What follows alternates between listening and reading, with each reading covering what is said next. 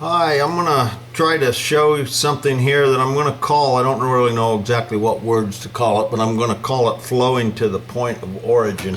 And what I'm getting at is every petal, every leaf, everything that you do here has a point of origin. As it comes back around, it has a point, and it has to flow to that. Okay, and what I see is that in a lot of carving that I see, and I've been guilty of it myself, is that it doesn't always necessarily flow. And so what I'm going to try here is to demonstrate some cuts and show you. I'll show you what flows and what doesn't flow by what I'm meaning here. Okay, so I'm going to take this right here. I'm going to start these cuts right in here, and I'm going to make my cut to where this flows back to the point that it starts, that leaf or anything starts. Okay, and then give you a better idea. And a lot of it could be caused because of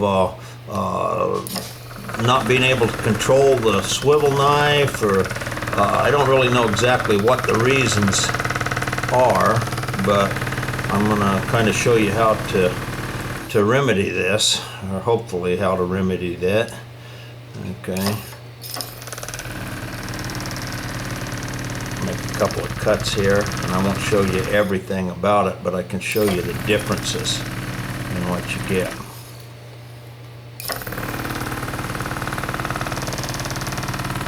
Okay. Now, right here would be a good indicator of what we're talking about. Okay, if I come right here, I've come around here with my knife cut, and that knife cut should have went on down to this point of origin. That way it flows and your eye flows all the way around. But instead, what I did is I just took that little corner and I made that knife cut come out here. So now that wanders you off somewhere over in here, which is not the point of origin. Okay, and then right here, you can see where this leaf and these two sides are pretty much identical in what I'm talking about.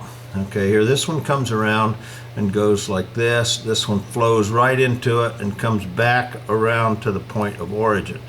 To where right here, this leaf starts out and it flows good.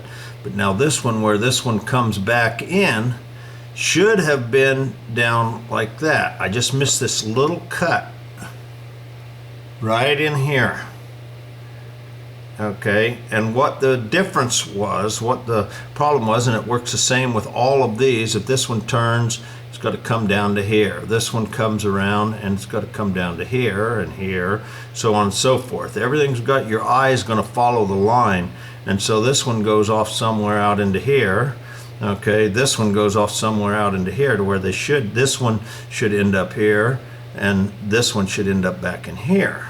Okay, so anyway, that's the point I'm getting at. So now to remedy that, what we're doing differently, and or what people, a lot of people have a problem, they don't follow through on it, is that when if you were doing this cut right here, trying to show you what we got here, if you were doing this cut right here, instead of just this last little finish, when you come right here, make that little turn, make sure that you turn your knife back into that.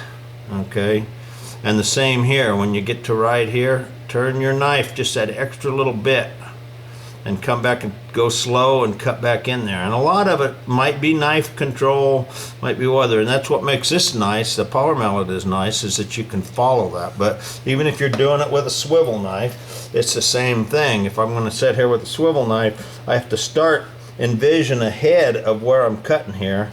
So if I was to go like that, I need to envision that this is going to come back out here like this. Okay, and then I complete that. And here I want to envision that this cut is going back like that. Okay, and so you can see what the difference in looking at these would be, is that right here, okay, you can see that what it's doing is that little sweep makes all the difference in how something looks. So if you were to take a full piece that you're doing and have a lot of these little things and they don't flow, to where if you take care of every little bit like that, and you can see it's very little, it's less than a pencil lead thickness there, that you're noticing the difference on both of them. Okay, so anyway, that's the next I guess the little tip for the day, and I guess I'm calling it flowing to the point of origin.